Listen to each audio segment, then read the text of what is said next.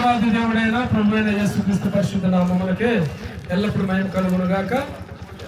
దేవుని ప్రేమ ఇదిగో జనులార భావంబునందలియరే,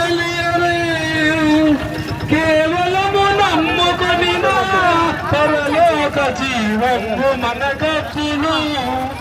మనము చీకటిలో ఉన్నాము. అందుకనే వేమన గారు అంటున్నారు, ఆత్మశుద్ధి లేని ఆచారం మేళ, చిత్తశుద్ధి లేని శివ పూజ మేళ, బాండవ శుద్ధి లేని పాక మేళ, విశ్వదాభిరామ వినురవేమ అని.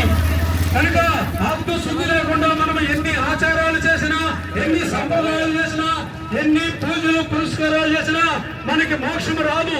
మనకి మోక్షము లేక పరలోకం వెళ్ళాలంటే మనము యేసుక్రీస్తు ప్రభు ద్వారానే. ఎందుకంటే ఈ గ్రామం రావాలి అంటే ఎన్నో మార్గాలు ఉన్నాయి, ఎన్నో ధ్రువాలు ఉన్నాయి.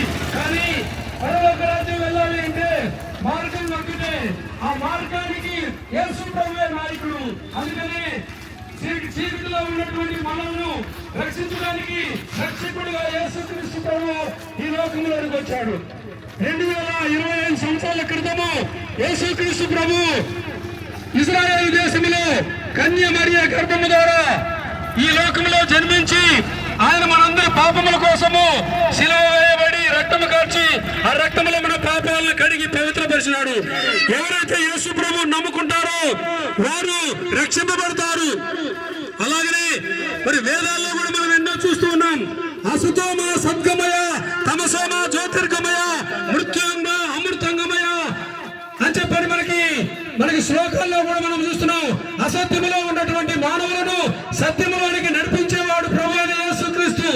మేము చీకటిలో ఉన్నాము, మమ్మలను వెలుగులోనికి నడిపించు అని మరి భక్తుడు మరి ప్రార్థన చేస్తున్నాడు. అలాగనే మేము నరకములో ఉన్నాము, మమ్మల్ని నరకము నుండి మోక్షములోనికి మమ్మల్ని నడిపించు అని చెప్పని భక్తుడు తెలియజేస్తున్నాడు.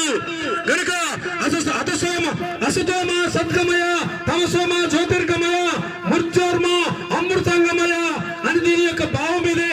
మేము చీకటిలో ఉన్నాము, మేము మరణములో ఉన్నాము, మమ్మలను జీవములోనికి నడిపించు.